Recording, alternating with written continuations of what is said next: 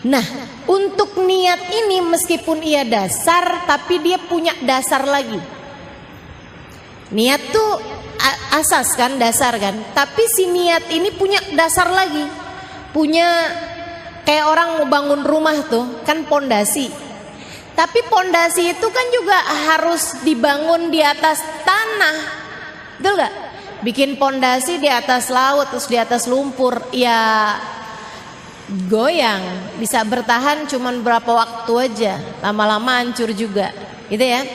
Jadi niat itu pondasi. Nah, pondasi itu punya dasar lagi, punya tempat awalnya. Apa tuh tempat awalnya? Namanya persepsi kalau dalam istilah bahasa orang sekarang, atau namanya bahasa Indonesianya sudut pandang, gitu ya. Kalau dalam bahasa Arab namanya masyhad. Nah, ini sesuatu hal yang saya rasa salah satu dari yang terpenting yang diajarkan oleh guru kami Sayyidil Habib Umar bin Hafid.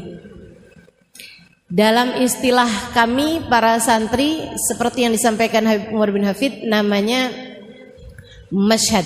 Atau kalau dalam istilah yang lebih familiar di telinga kita, namanya adhan, namanya persangkaan.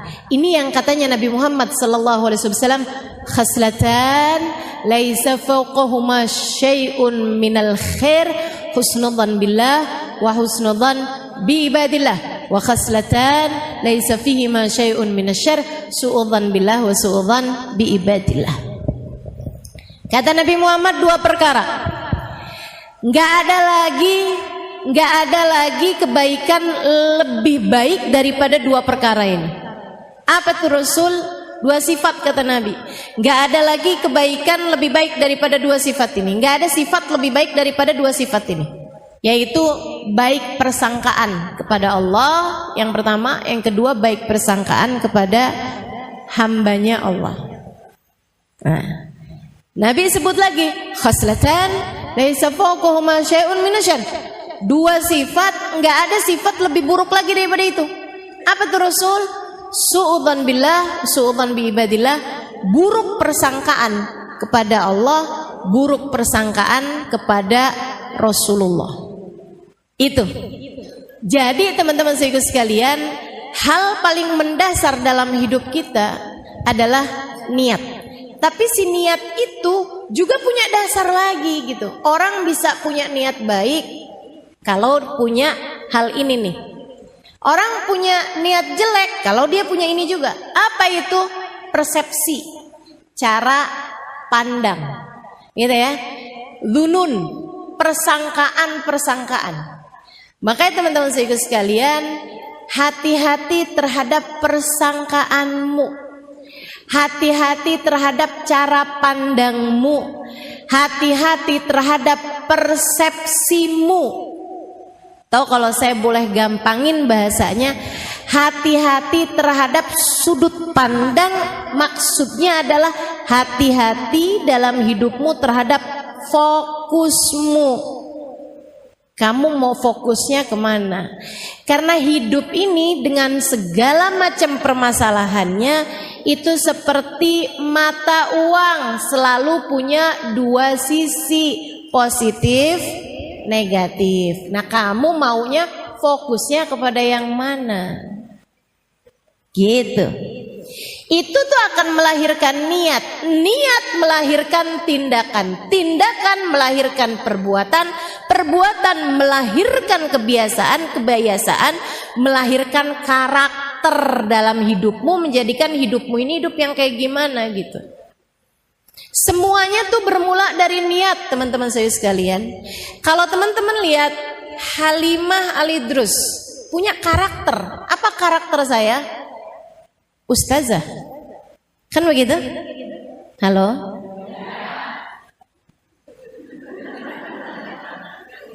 Orang masih lagi mikir udah dikasih jawabannya gitu. Saya kelamaan kalau suruh mikir sendiri ya. Itu namanya karakter. Kan begitu ya? Melekat dalam diri saya. Ibu-ibu kalau dengar nama Halimah Al-Idrus, apa yang ibu-ibu bayangin? Ustazah gitu. Pasti jarang banget ada yang misalnya gitu ya, Halimali terus, oh selebgram. Enggak kan? Walaupun follower saya banyak.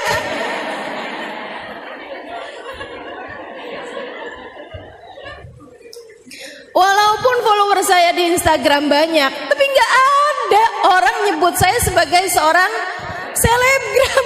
Nggak ada gitu. Orang tuh udah erat kaitannya Halimali terus ustazah gitu. Nggak ada orang nyebut saya kayak misalnya gitu ya, Halimali terus oh YouTuber. Walaupun YouTube saya sampai sempet dihack gitu ya. Kalau nggak karena aktif di YouTube kan nggak sampai ada yang ngehack kan, gitu ya teman-teman sekalian. Tapi nggak ada gitu orang nyebut saya sebagai YouTuber gitu. Orang nyebutnya Halimali Idrus adalah ustazah.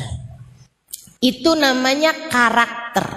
Nah, kenapa saya jadi ustazah? Karakter itu terbentuk kenapa? Karena adanya kebiasaan.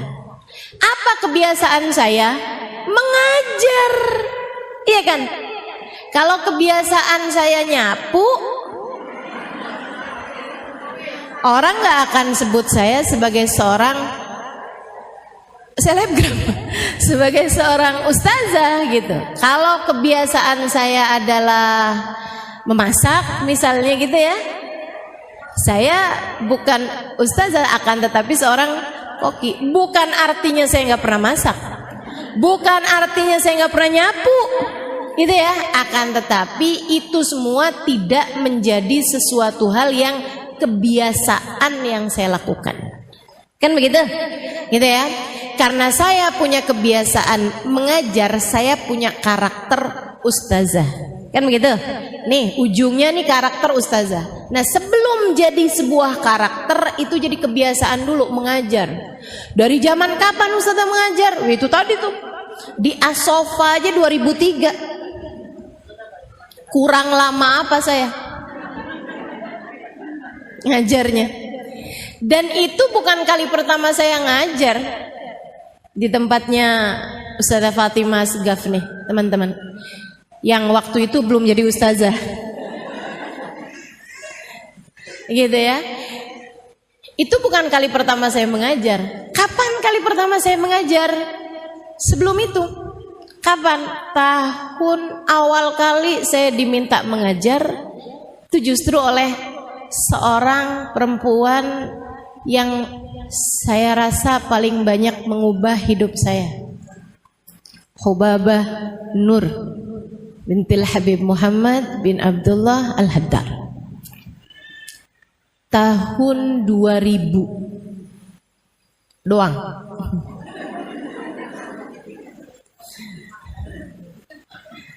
Tahun 2000 atau 1999, gak inget malahan ini ya. Iya sekitar segitulah. Saya rasa 1999 itu kejadiannya ya.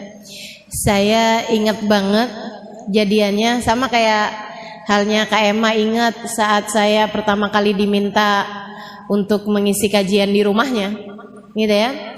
Itu teman-teman saya sekalian, mohon maaf saya sih lupa.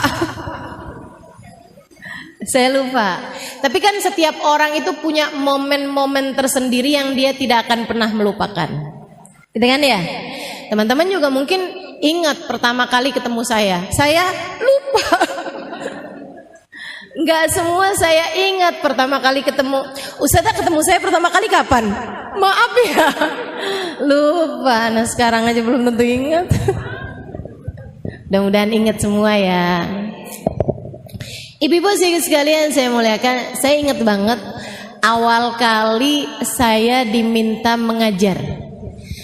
Itu pada tahun yaitulah 1999 akhir saya rasa ya. Ya saya berangkat ke Tarim itu tahun 1998. Usia saya waktu itu 19 tahun. Saya diajak oleh abang saya, belum ada Daruz Zahra. Belum ada Daruz Zahra. Dan saya belum kenal Habib Umar bin Hafid, Hubabah Nur, belum kenal sama semuanya. Abang saya ajakin saya, gitu ya, untuk nemenin dia pergi ke Tarim karena dia males mondok. Dia bilang dia nggak mau mondok, dia mau pergi ke Tarim tapi nggak mau mondok. Jadi dia mau tinggalnya di luar. Nah biar dia boleh tinggalnya di luar, itu dia harus punya alasan buat jagain adeknya, adek perempuannya, gitu ya. Sebab kalau yang dia ajak adek laki-lakinya, ya kenapa nggak dua-duanya mondok aja, gitu kan? Jadi dia bawalah adeknya ini yang perempuan ini. Saya tanyain, kenapa saya mesti ke sana? Saya itu lagi seneng-senengnya mondok. Waktu itu, saya udah mondok 8 tahun di Darul Lughah Dakwah. Hampir 5 tahun, kemudian di Al Anwar Sarang Rembang 3 tahun, sebelumnya lagi ada sempat belajar setengah tahun di atau Hidiyah Tegal Jawa Tengah ya. Nah, itu jadi saya udah mondok tuh udah lama gitu, udah 8 tahunan, seneng belajar ya, seneng belajar.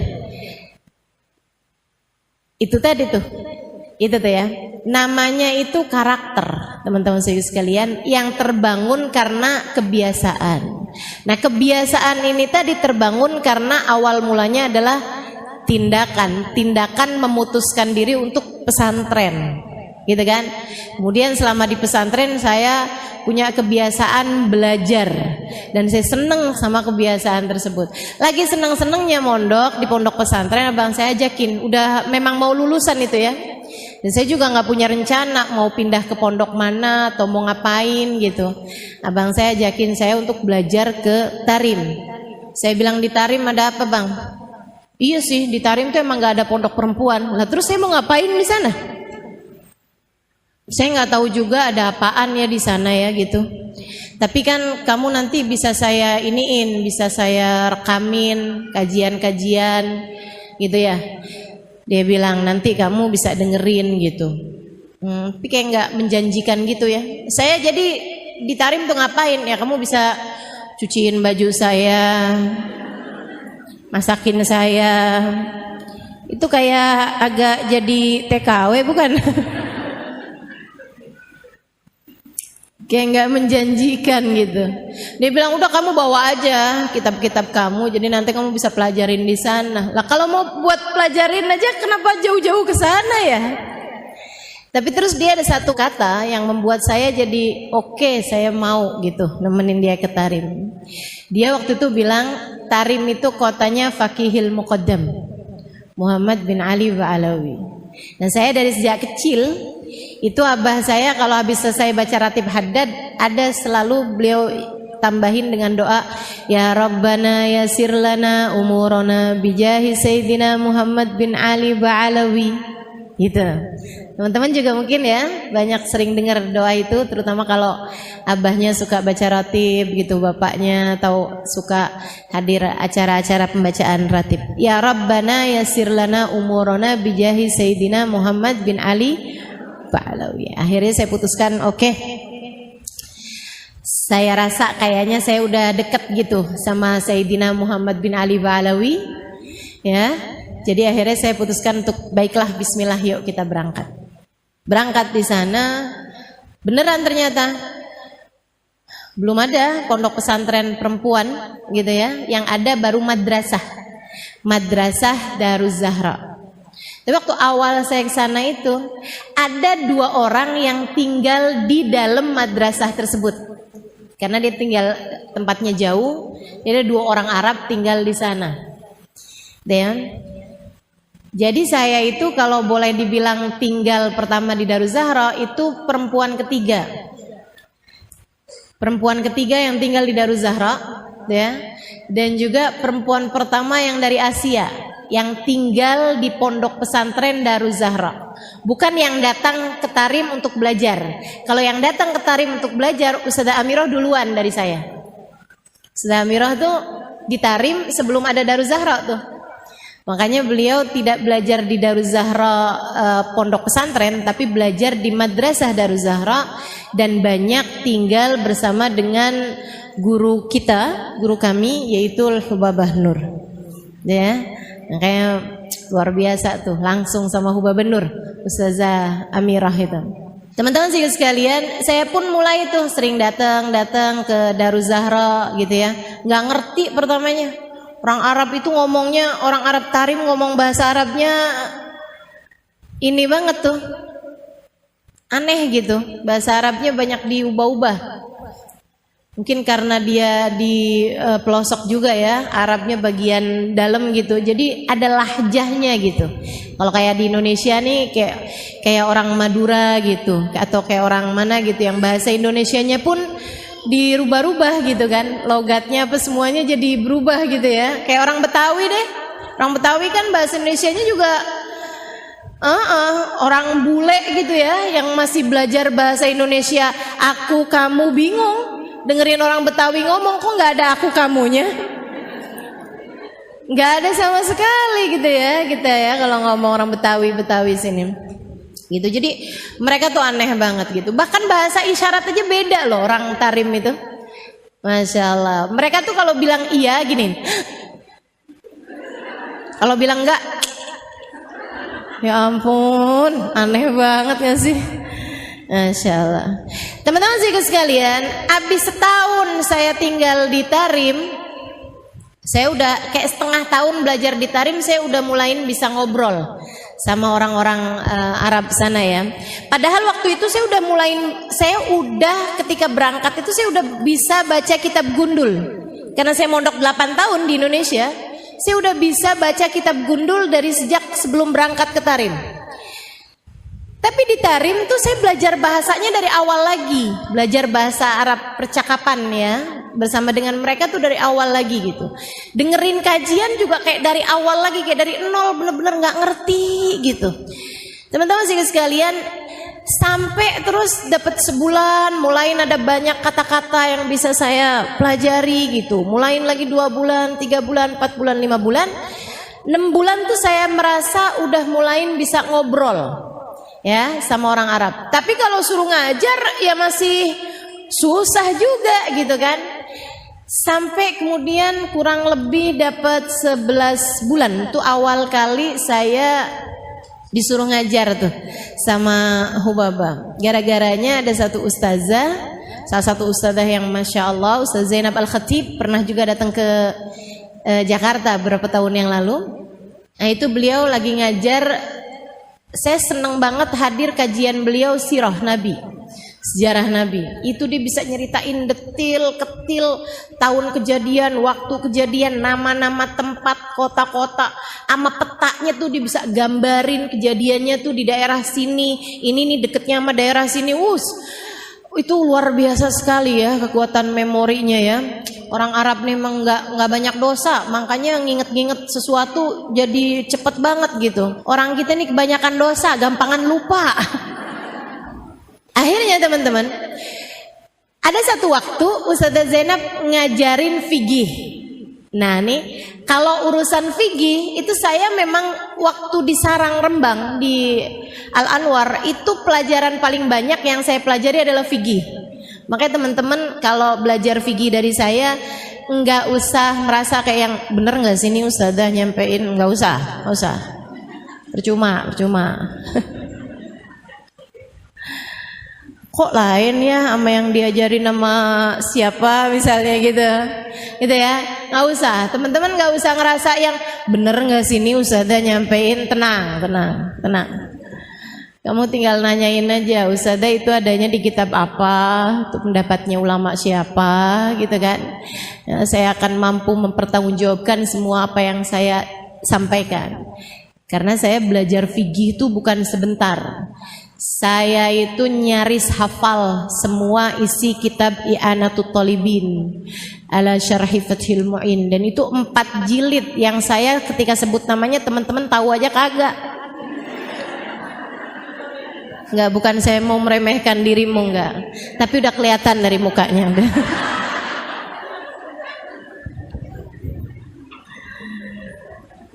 Jadi orang kalau belajar fikih itu di pondok-pondok pesantren itu ada tingkatan-tingkatannya ya. Biasanya tingkatan yang paling tinggi itu kitab namanya Fathul Mu'in. Nah, kitab Fathul Mu'in tuh kitabnya sekian nih tebelnya. Sekitar 1,5 cm lah. ya kitabnya, ketebalannya. Itu tuh kalau udah kayak hafal isi kitab itu tuh lulus, udah. Nah, kitab Fathul Mu'in itu ada kitab syarahnya. Kitab syarah tuh kitab yang menerangkan maksud dari kitab Fathul Mu'in dan juga penjabaran pendapatnya ulama dan lain sebagainya mengenai hukum tersebut gitu. Nama kitabnya I'anatut Thalibin, 4 jilid segede-gede gini nih. Jadi kalau kamu bawa tuh segini. Itu saya hafal isi kitab I'anatut Thalibin waktu itu, zaman itu, umur saya 19 tahun. Jadi nggak usah khawatir teman-teman, kalau saya menyampaikan hukum kepadamu, saya akan mampu mempertanggungjawabkan semuanya. Kenapa Ustazah bisa hampir hafal semua isi kitab I'anatut Thalibin pada waktu itu? Karena saya senang belajar. Ya, senang belajar. Saya bukan orang yang rajin belajar. Saya hanya orang yang jatuh cinta pada ilmu. Saya senang belajar. Dan itu modal banget sih. Jadi kalau kamu punya anak gitu ya, apa hal yang harus kamu tanamkan kepada anak-anak kamu adalah rasa senang belajar. Rasa senang belajar, menjadikan belajar itu sesuatu yang menyenangkan gitu buat mereka. Itu bisa ditanamkan ya. Ketika mondok di Darul Lughah wa Dakwah awal kali itu, saya banyak ketemu sama orang-orang yang membuat saya terkagum-kagum dengan keilmuannya dan membuat saya jadi kayak yang saya kepengen nih jadi kayak mereka gitu. Dari situlah kemudian timbul rasa minat, keinginan untuk menjadi seseorang yang bisa menguasai banyak ilmu seperti mereka gitu. Kayaknya enak nih kalau saya pinter kayak gitu, enak nih gitu. Jadi akhirnya saya seneng belajar, saya seneng tahu sesuatu tuh, saya seneng banget. Balik lagi ke Tarim. Jadi akhirnya saya tinggal di Tarim tuh. Ustazah Zainab lagi ngajarin fikih. Ada satu pembahasan Ustazah Zainab. Ustazah waktu itu bahas masalah wudu teman-teman. Pas pembahasan tentang tartibul wudu, syaratnya wudu, rukunnya wudu, salah satunya adalah tartib. Tartib definisinya an la yuqaddam adu ala adu, gitu ya, tidak mendahulukan satu rukun dari satu rukun, tidak mendahulukan satu anggota tubuh dari anggota tubuh yang lain untuk dibasuh. Gitu, mesti yang muka dulu, habis muka selesai baru tangan. Jadi kalau teman-teman wudunya itu di pancuran, terus bilang kayak gini nih, nawaitul wudu li rafil hadasil asghar lillahi ta'ala, Allahu akbar sekalian semuanya gitu. Gitu ya. Itu enggak sah, yang sah cuman mukanya doang. Gitu. Nah, habis selesai kajian, itu Ustazah Zainab ditanyain tentang orang yang nyelam, tentang orang berenang. Kalau orang nyelam gitu kan, niat nih pas lagi nyelam pertama tuh nawaitul wudu lillahi ta'ala gitu. Nyelam doang tuh set gitu. Habis itu terus berdiri lagi gitu kan. Maksudnya habis itu terus mentas gitu dari air gitu. Itu berarti wudunya sah nggak Ustazah gitu. Ustazah Zainab bilang nggak sah, yang sah cuman mukanya doang. Habis buka terus tangan gitu. Saya dengernya nggak gitu. Jadi saya pulang, saya bukain tuh kitab-kitab yang saya punya. Dari I'anatut Thalibin, ada lagi Baijuri dari tulisannya Syekh Ibrahim Al-Baijuri. Ada lagi kitab namanya Al-Ighna. Ada lagi kitab namanya Bujairami gitu. Beberapa kitab-kitab besar yang saya punya tuh saya buka-bukain bab tentang inghimas, tentang nyelam. Gitu ya, pembahasan ulama. Nyelam, kalau semua nyelam itu kan semua badan kita kan basah dengan air, walaupun hanya sepersekian detik gitu ya, itu wudunya langsung sah. Sebagaimana mandi juga langsung sah, meskipun hanya sepersekian detik kalau dibarengi dengan niat. Kenapa?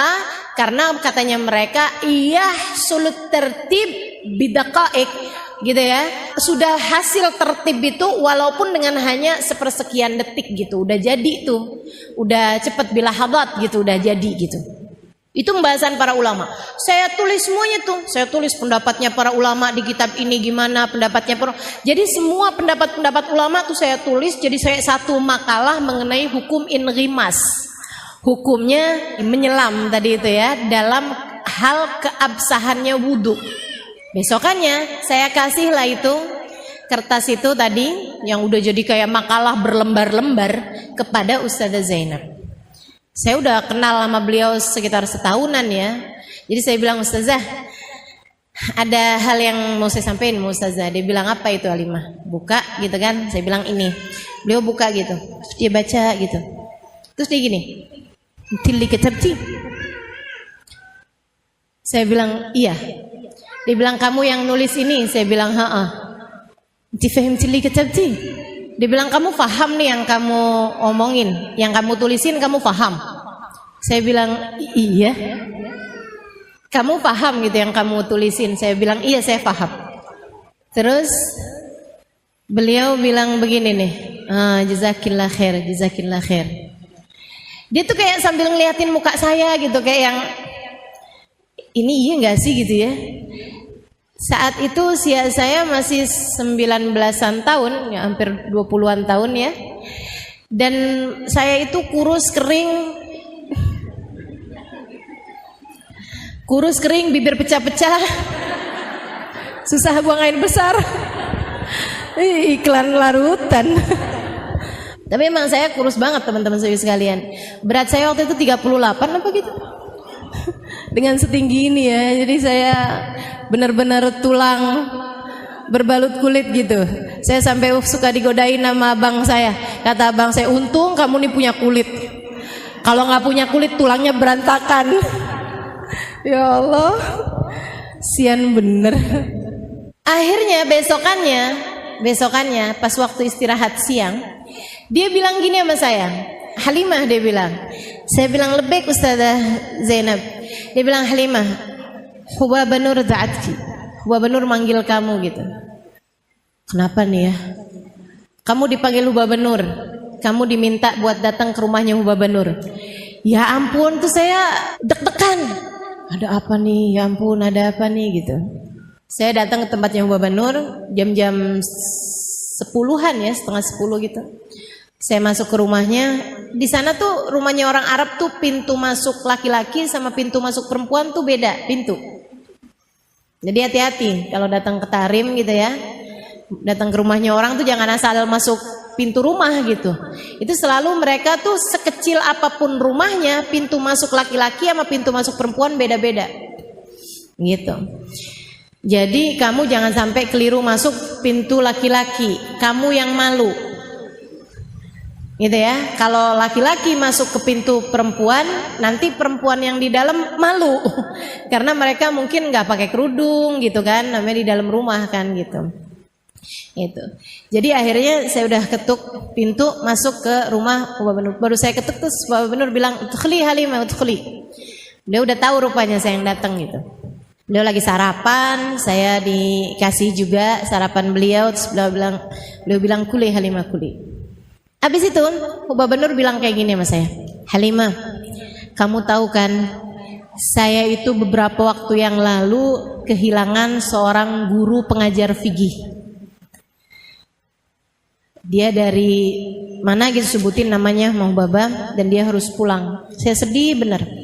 Karena saya tuh perlu banget perempuan ngajarin fikih gitu. Saya akhirnya jadi minta sama Allah. Saya jadi doa. Saya minta ya Allah, jangan biarkan saya sendirian dalam jalan dakwah ini. Bantu saya ya Allah, datangkan guru fikih untuk kami. Saya doa berapa waktu ini Halimah. Sampai terus kemarin Ustazah Zainab ngasih lihat sama saya tulisan yang kamu tulis tentang bab inrimas dalam masalah wudu. Saya ketika membacanya, saya tahu bahwa doa saya sudah diijabah Allah. Kamu adalah ijabah dari doa saya minta kepada Allah didatangkan guru fikih untuk kami. Terima kasih Halimah. Saya tahu Allah tidak akan pernah membiarkan saya sendiri dalam jalan dakwah ini. Mengajarlah bersama kami nak, zakillah khair.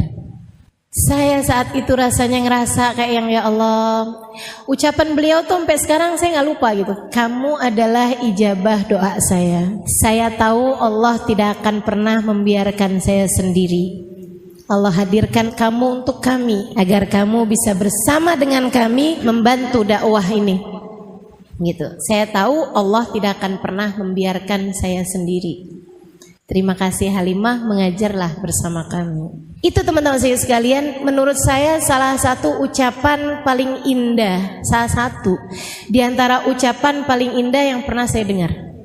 Gitu ya. Kalau Kak Emma tadi cerita bahwa saya bilang sama dia itu kan, buat Kak Emma apa sih yang enggak, gitu ya.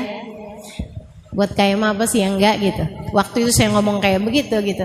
Dan itu menurut dia adalah salah satu dari ucapan indah yang pernah didengar dalam seumur hidupnya, gitu kan. Salah satu dari ucapan-ucapan indah yang pernah dia dengar dalam hidupnya. Nah, saya menganggap bahwa permintaan Hubabah kala itu juga merupakan salah satu dari hal terindah dalam hidup saya yang pernah saya dengar. Saya bilang marhaba Hubabah, marhaba. Doakan saya biar saya bisa. Mulai besoknya saya udah langsung dapat jadwal ngajar. Di saat yang banyak dari perbendaharaan bahasa Arab itu belum saya tahu.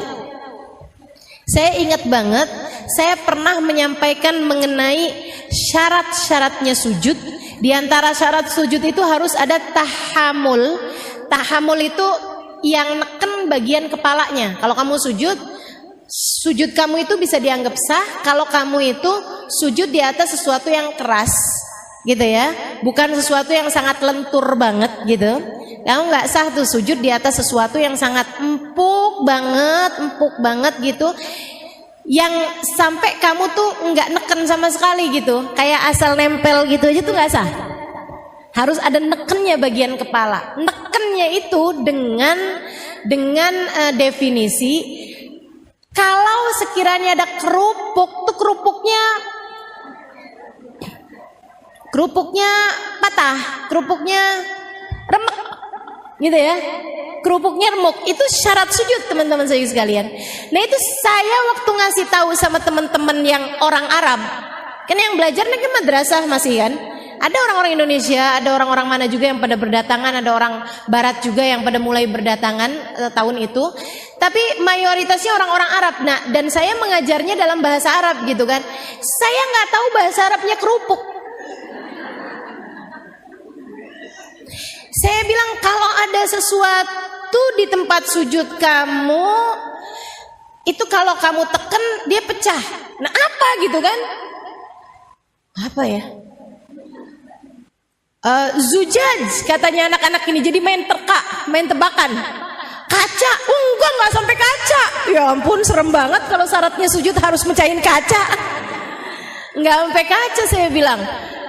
Apa ya? Makanan apa ya dibilang kayak gitu. Makanan yang kalau kamu makan terus dibilang kerupuk. Ya ampun, gampang banget bahasanya.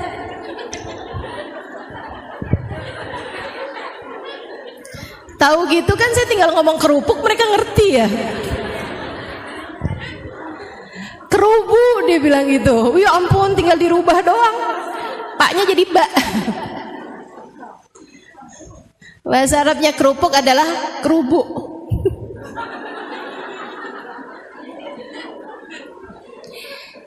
Saya pun mengajar mulai tahun itu 1999 sampai dengan sekarang tahun 2022. Berapa tahun tuh?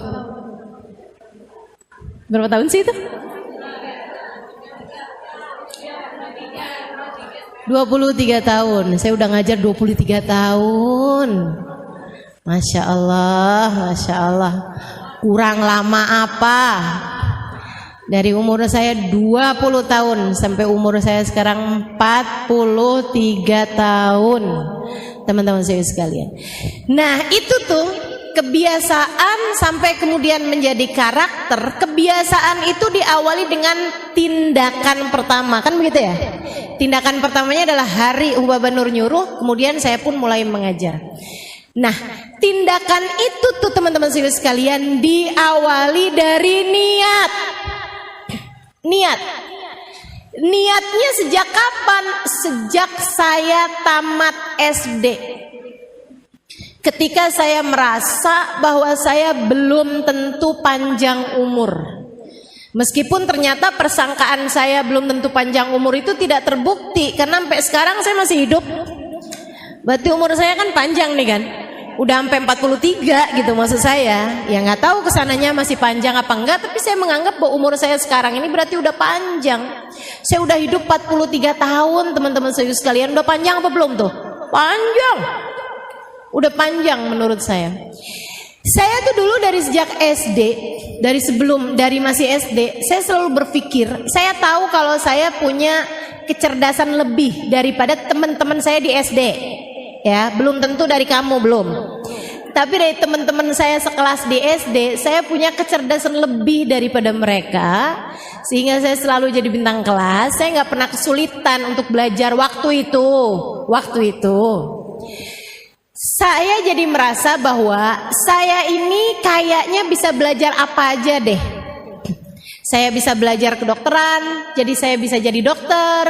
Saya bisa belajar cara bangun rumah, bikin saya bisa jadi arsitek. Teman-teman saya sekalian, cuman saya pikir saya mau belajar apa ya yang sekiranya kalau saya berumur pendek sekalipun saya akan bermanfaat ilmunya. Saya pikir kalau saya belajarnya itu kedokteran, belum tentu saya panjang umur, sehingga saya belum tentu memanfaatkan ilmu saya.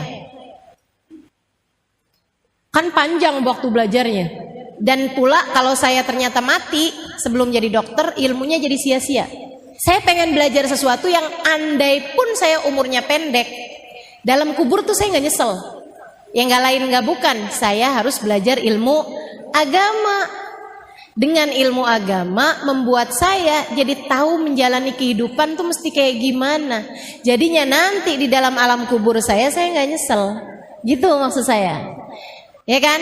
Karena kan malaikat mungkar nakir nggak mungkin nanyain saya resep obat. Dokter Halimah, kalau kami nih para malaikat sakit kepala resepnya apa ya? Nggak mungkin kan? Nggak mungkin gitu loh. Nggak mungkin malaikat mungkar nakir akan diminta, coba silahkan gambarkan desainnya surga nih, kami lagi kebingungan mau bangun surga dengan desain seperti apa. Nggak mungkin. Jadinya yang saya pikir ya udah dah, saya mau belajar ilmu yang di kuburan pun saya akan ditanya mengenai itu, yaitu ilmu agama. Ya kan begitu kan? Ilmu agama gitu. Tuhan kamu siapa? Dan itu kan bukan dijawab pakai lisan, akan tetapi pakai hati. Ini saya kepengen gimana caranya biar Tuhan saya tuh meresap ada dalam hati saya seumur hidup saya. Kalau ditanya-tanya apa kitabmu gitu ya, apa imammu, apa petunjukmu dalam kehidupan, saya akan bisa menjawab Al-Quran imami, Al-Quran adalah imamku, Al-Quran adalah petunjuk dalam kehidupanku, dan saya ngerti isinya Al-Quran. Jadi saya harus belajar ilmu agama. Itu sejak hari itu saya punya niat, teman-teman saudaraku sekalian. Sampai kemudian lahirlah tindakan berupa saya belajar di pondok pesantren, kemudian terus belajar di pondok pesantren, terus belajar di pondok pesantren. Niat saya selamat di akhirat, bermanfaat ilmu saya buat banyak orang. Gitu. Sampai dengan saya mulai mengajar, sampai kemudian menjadi kebiasaan mengajar tersebut, sampai kemudian menjadi karakter seperti yang teman-teman tahu sekarang ini. Jadi kalau teman-teman sekarang nih mau ngerasa, wah saya nih dalam hidup nih kayaknya nih karakternya salah nih. Apa sih sebenarnya karakter yang kita harus bangun? Ya selain daripada saya seorang ustazah, mungkin yang lain kamu sebagai seorang apa, kamu seorang apa. Apa sebenarnya karakter wajib yang harus kita punya, teman-teman saya sekalian? Ini saya kasih tahu. Kita ini di atas muka bumi ini punya sebuah karakter yang harus kita punya. Semua dari kita ini mesti punya. Karakter apa itu? Karakter Abdullah. Karakter hamba Allah, ya, karakter ibadallah, karakter hamba Allah satu, yang kedua karakter umat Rasulullah, umatnya Nabi besar Muhammad. Karakter yang terbangun di atas kalimat La ilaha illallah Muhammad Rasulullah. Karakter la ilaha illallah, Allah Tuhan kita, dan itu karakternya Allah, karakternya kita hambanya Allah. Karakter Muhammad Rasulullah adalah Nabi Muhammad, Nabi kita, dan kita adalah umatnya Nabi Muhammad. Kan begitu teman-teman sekalian. Siapapun dirimu, siapapun diriku, siapapun kita sekalian, nih karakter kita adalah la ilaha illallah Muhammad Rasulullah, menjadikan kita hamba Allah, umat Rasulullah. Itu dia karakter kita. Nah, untuk karakter itu harus ada kebiasaan yang dibangun menunjukkan kamu adalah hambanya Allah. Kebiasaan. Kebiasaannya apa? Kebiasaannya yang Allah bilang, "Wa ma khalaqtul jinna wal insa illa liya'budun." Tidaklah aku ciptakan jin dan manusia selain untuk ibadah kepadaku, selain untuk menghamba padaku.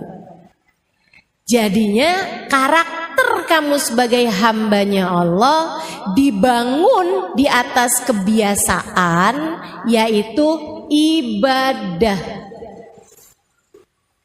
Ibadah pada Allah Subhanahu wa taala. Ibadah itu apa? Salat. Oh iya, betul. Sedekah. Iya. Apa lagi? Baca Quran. Iya. Oke, apa lagi? Hadir majelis. Ibadah apa bukan nih? Ibadah. Saya mengajar, ibadah apa bukan? Ibadah. Kemudian lagi nutup aurat. Ibu-ibu pakai bajunya ibadah apa bukan ibadah? Ibadah, karena menutup aurat. Begitu kan ya? Puasa. Ibadah, gitu kan ya? Di saat kamu lagi puasa, makan sahur, ibadah bukan? Makan buka, ibadah bukan? Ibadah. Di saat kamu lagi nggak puasa karena kamu sedang menstruasi, saat kamu lagi nggak puasa karena kamu adalah seorang istri yang suamimu sedang ada di kota, tinggal bersama dengan kamu, itu memang istri nggak sunnah buat sering-sering ibadah sunnah, ibadah puasa sunnah ya. Karena kan setiap kali ibadah puasa sunnah takut mengurangi hak suami dari dirimu gitu. Nah, kamu ketika enggak lagi puasa karena Allah, karena kamu melaksanakan perintah Allah untuk suamimu, dan karena kamu memang sedang dalam keadaan menstruasi misalnya, berarti kamu enggak puasa, ibadah apa bukan? Ibadah. Berarti kamu makan, ibadah apa bukan? Ibadah. Ketika kamu mau pergi majelis taklim, kamu naik mobil, ya kan ya? Mobilmu ini kemudian kehabisan bensin, kamu isi bensin, ibadah apa bukan? Kenapa bisa ibadah? Karena kamu ngisi bensinnya mau pergi ke majelis. Nah, kamu dapat duitnya itu, gitu kan ya, yang untuk kemudian kamu pakai buat ibadah, entah dari suami kamu, entah dari kamu bekerja, misalnya begitu ya. Berarti tuh kamu bekerjanya tersebut, entah kamu jualan online, entah kamu jadi penjahit, misalnya gitu ya, entah kamu dengan menjadi istri yang soleha, karena kalau saya nggak soleha nih nanti nggak dikasih duit bensin buat pergi ngaji nih. Berarti kamu ketika menjalankan tugas-tugas kamu yang untuk mendatangkan kehidupan duniawi, ibadah apa bukan ibadah? Ibadah. Dari situ kita tahu teman-teman saudara sekalian, kalau kamu niat hidupmu ini untuk ibadah kepada Allah, dan kamu dalam hari-harimu itu menjalankan karakter sebagai hamba Allah dengan memiliki kebiasaan-kebiasaan yang Allah Subhanahu wa taala ridho, kamu melakukannya, maka semua yang kamu lakukan dalam hari-harimu itu bernilai ibadah. Yang perlu kamu tegaskan terus-terusan dalam hidup kamu, dalam hari kamu adalah: satu, benerin niat; dua, jauhin maksiat. Itu melahirkan kebiasaan yang bagus. Dua hal tersebut teman-teman sekalian. Melahirkan kebiasaan yang bagus itu dengan dua hal tersebut itu. Yang pertama jauhin dosa, yang pertama benerin niat, yang kedua jauhin maksiat, jauhin dosa.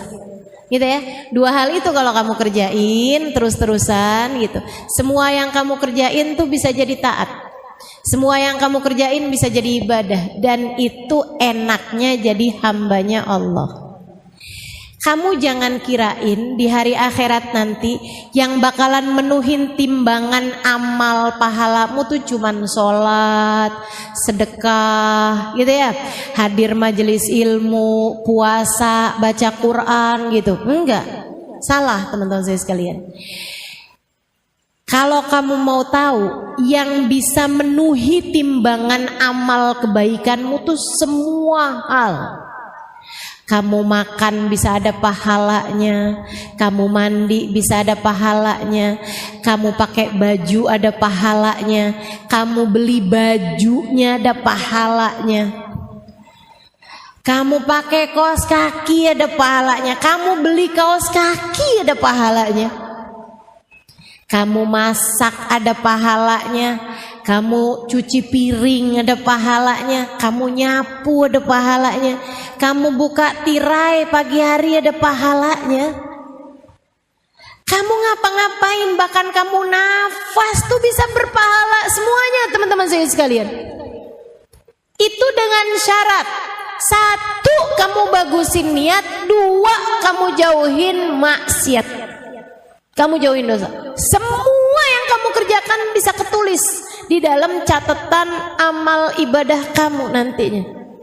Jadi begitu ditimbang gitu kan ya, timbangannya nih bukan cuman urusan kebaikan-kebaikan sholat apa segala macam.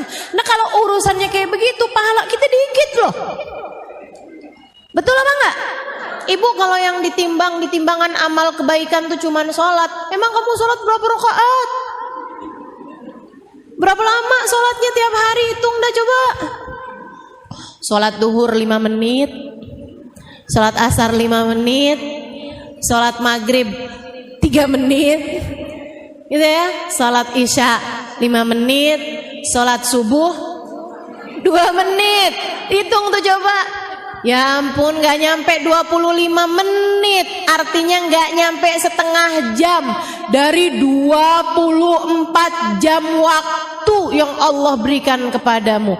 Belum lagi sholatnya, sambilan sholat sambilin mikir mau masak apaan habis gini ya. Emang iya gitu ada di timbangan amal kebaikan. Waduh kayaknya berat nih mau naroin kebaikan-kebaikan kita yang bisa ngeberatin biar bisa lebih berat daripada dosa-dosa kita. Nah, gimana caranya nih biar bisa ngeberatin timbangan amal kebaikan? Jadikan semua perkara mubahmu sunnah. Ini pesan dari Sayyidil Habib Umar bin Hafid. Kata Habib Umar bin Hafid, al-mu'min ma yaf'alul mubah. Orang yang beriman tuh gak ngerjain perkara mubah. Kok bisa gitu Bib? Ya ngapain kamu ngerjain mubah? Kalau mubah itu bisa bernilai pahala ketika kamu ngebagusin niat dan ngebagusin caranya. Beliau gitu, kamu bagusin niat, kamu bagusin caranya, itu jadi berpahala teman-teman. Kamu makan, niat makannya biar gak lemes hadir majelis. Saya niat makannya biar saya gak lemes kalau ngajar. Ibu-ibu, kalau saya gak makan-makan, saya lemes loh. Emang dikirain kalau saya gak makan-makan gak lemes? Gitu ya, lemes saya. Tapi ibu-ibu harus tahu nih ya, harus tahu juga nih. Saya sering banget ditanya, Ustazah kok nggak pernah badannya nggak pernah XXL gitu. Meskipun sekarang ini udah M mengarah ke L ya ini. Dulunya saya SS. Dulunya. Ya kebayang aja gitu. Tinggi segini, berat badan saya 38. 39, 40 gitu kan. Aduh udah tinggal tulang aja tuh. Kalau teman-teman tanya sama saya kayak gitu ya, saya kasih tahu jawabannya. Karena saya nggak bisa ngajar dalam keadaan kenyang. Saya susah konsentrasi mengajar dalam keadaan kenyang. Makanya saya menghindari makan sampai kenyang sebelum majelis. Jadi saya nggak berani makan kenyang sebelum majelis. Makanya saya nggak pernah XXL. Nah tiap hari ngajar. Jadi saya setiap kali makan nih, ya ampun nih kalau kenyang saya susah konsentrasi. Jadi saya kurangin lagi nasinya. Gitu. Masa kayak begitu saya nggak jadi ibadah? Ibadah dong. Malaikat mau nggak nyatet sebagai ibadah kan nggak enak, ya ampun dia nih sampai padahal masih lapar loh. Sian. Dia nih padahal masih lapar tapi dia nggak mau makan banyak-banyak. Soalnya dia bilang katanya kalau dia makan banyak dia nggak bisa ngajar. Kesian dah kita tulis pahala banyak-banyak dah. Gitu.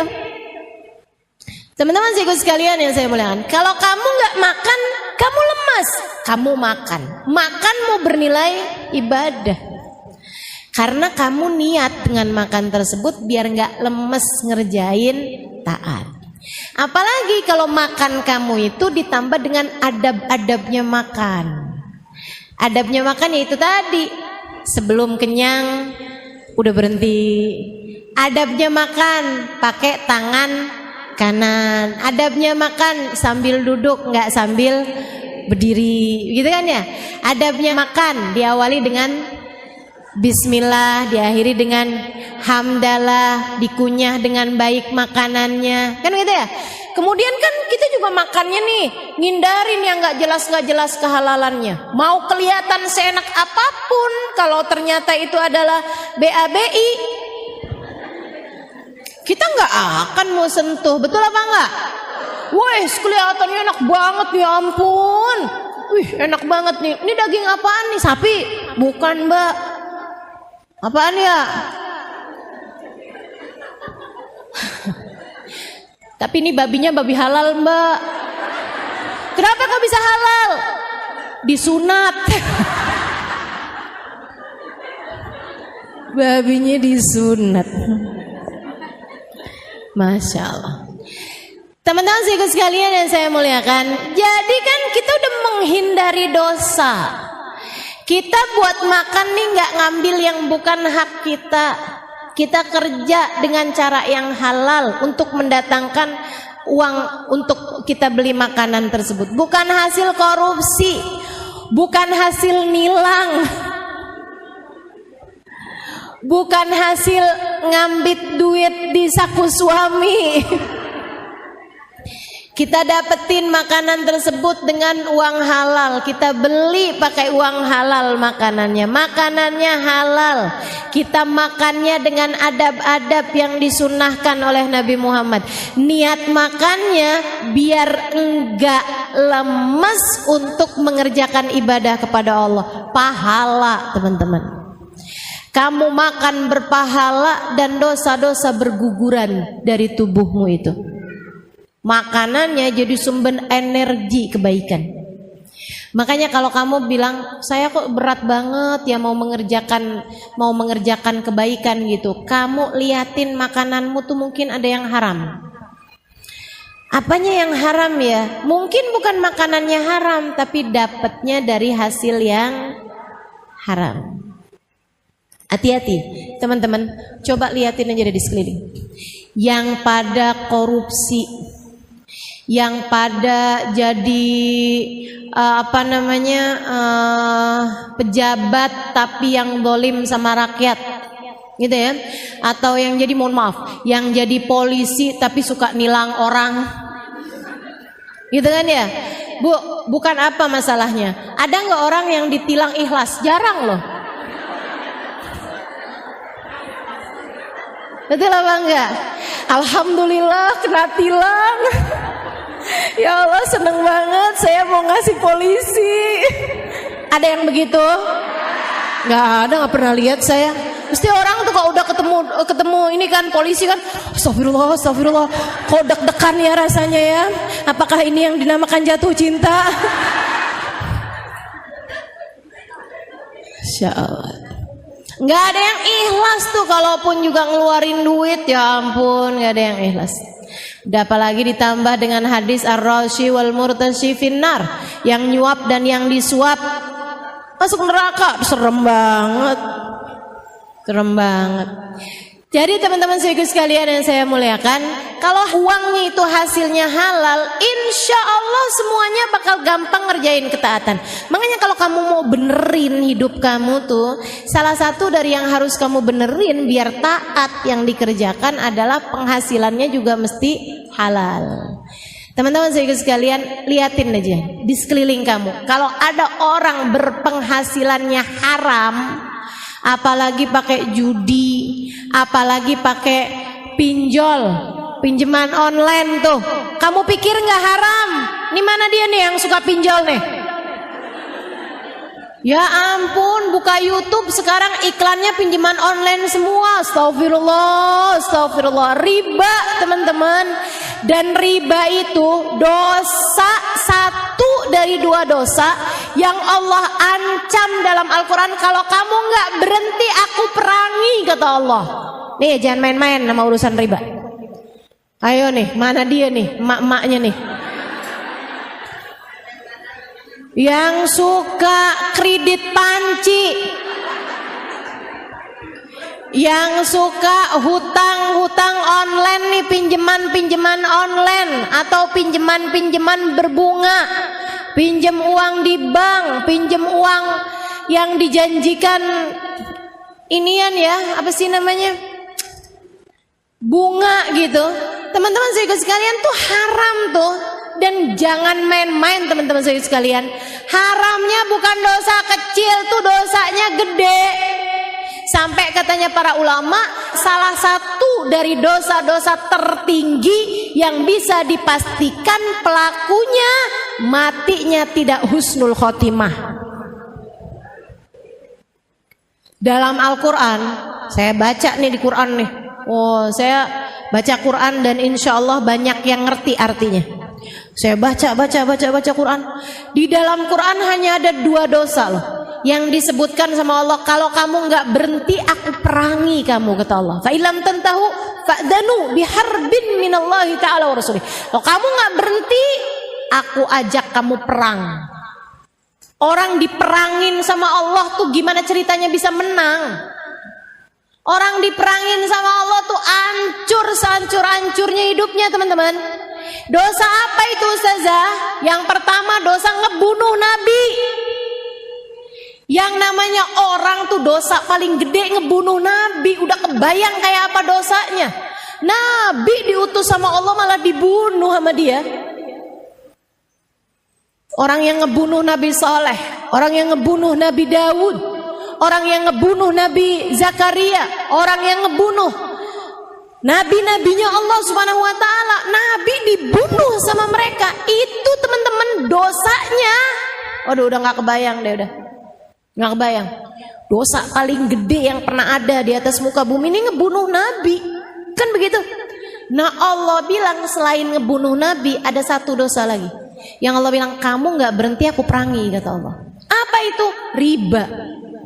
Allah tuh habisnya bilang mengenai dosanya riba, Allah bilang fa illam tantahu fa'dhanu biharbin minallahi ta'ala wa rasulih. Kalau kamu nggak berhenti utang-utangan online, kalau kamu nggak berhenti utang-utang riba, apalagi kamu yang ngeribain duit kamu, aku ajak kamu perang, kata Allah. Aku kumandangkan genderang perang sama kamu, wa rasulih, dan aku ajakin Nabi Muhammad buat perangin kamu. Ibu-ibu, jangan sampai kamu hadir majelis maulid, kamu bilang pengen biar dicinta sama Nabi Muhammad. Kata Nabi Muhammad, gimana kamu bisa aku cinta? Kamu malah lagi aku perangin. Karena kamu ngutang-ngutangin duit sama umatku dengan bayaran gantian berupa bunga. Kamu jeret leher orang-orang dengan pinjaman-pinjaman dari kamu itu. Aku ajak perang sama kamu, gak usah nyari cintaku, kata Nabi. Aku perangin kamu selama ini. Gimana ceritanya? Jangan bilang, ya ampun saya tahajud, saya ibadah, saya ini, saya itu. Tapi kalau kamu masih ngerjain dosa satu ini teman-teman, percuma. Makanya saya beneran marah nih kalau saya terus-terusin nih. Dah buruan, kalau masih ada yang tersangkut urusan pinjaman online atau urusan pinjaman offline, ya pokoknya hutang piutang dengan riba. Mau kamu yang berhutang, apalagi kamu yang menghutangi, segeralah bertaubat kepada Allah Subhanahu wa taala. Tinggalin, cepetan, buruan. Sebelum kamu jadi kebiasaan, sebelum jadi karakter. Si fulana, siapa dia? Oh, tukang renten itu. Ah, tuh sebelum jadi gitu. Sebelum jadi karakter. Buruan, segera taubat sama Allah Subhanahu wa taala sebelum datang ajal menjemput kamu. Udah teman-teman, nggak usah pakai habisnya ustazah kalau saya nggak pinjem-pinjeman kayak begitu tuh ustazah, saya nggak punya apa-apa. Udah mendingan gak punya apa-apa. Bu, jangan pernah lupa apa yang sering saya sampaikan sama ibu-ibu. Sesedikit apapun yang kamu punya cukup untuk membiayai hidupmu. Tapi sebanyak apapun yang kamu punya gak akan pernah cukup untuk membiayai gaya hidupmu. Mau punya berapa banyaknya gak bakalan cukup, Bu, kalau yang kamu biayai adalah gaya hidup. Makanya kalau mau hidupnya tenang, jangan kebanyakan gaya. Dah, gak usah kebanyakan gaya. Ya ampun. Nih ya, ustazah kalau pinjemannya gak pakai bunga gimana ustazah? Ya halal sih halal, tapi Bu, hati-hati ya, jangan sampai kamu punya kebiasaan berhutang. Apalagi kalau sampai alhamdulillah dia kayaknya lupa dah. Alhamdulillah kayaknya dia lupa tuh. Yaudah aja dah. Ibu pernah ketemu gak ada orang utang kagak dibayar-bayar, tapi status di Instagram healing mulu. Statusnya tinggal healing di pantai, gitu kan ya? Healing di gunung, healing mulu Bu. Giliran ditagih utang hilang. Ada tuh yang modelannya kayak gitu. Ada apa nggak? Mana orangnya? Mau lihat saya nih orang yang mana nih? Masya Allah nggak hadir ya. Dah nggak pakai deh, nggak pakai. Yang punya utang buruan bayar, buruin bayaran, buruan bayarin. Jangan berani mati bawa utang Bu. Nabi aja nggak mau nyolatin. Sahabat kalau mati tuh, Nabi pertanyaannya satu, punya utang apa enggak? Oh dibilang nggak punya Rasul, ya udah deh saya sholatin, gitu. Tapi kalau dibilang maaf Rasul dia punya utang, enggak saya nggak mau nyolatin. Ya Rasul kesian nih dia saudara saya Rasul, masa nggak nyolatin? Enggak saya nggak mau nyolatin orang mati bawa utang. Kenapa Nabi sampai nggak mau nyolatin orang mati bawa utang? Bu, ini kamu kalau hidup di zaman Nabi nih Bu, kamu nggak disolatin loh Bu kalau mati bawa utang. Ibu mau gitu? Astagfirullah, jangan sampai Bu, pokoknya jangan berani dah mati bawa utang. Jadi gimana nih Ustazah? Udah gak usah pakai utang nih ibu-ibu sekalian. Biasa-biasa aja, yang ada kita pakai, yang gak ada ya udah. Enggak? Ya udah gak apa-apa kok. Gini di majelis taklim gak ketahuan mana kerudungan mahal, mana yang murah. Gak ketahuan Bu, mana yang abaya di atas 100 juta, mana yang 100.000. Udah gak usah. Lagian ibu-ibu sekalian, kalau yang make orangnya keren biar kata murah kelihatan mahal.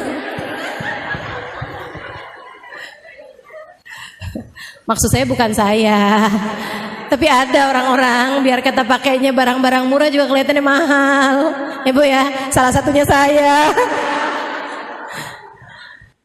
Masya Allah. Kalau orang yang gak keren Bu, biar kata pakai barang mahal juga dikirain KW. Udah dah.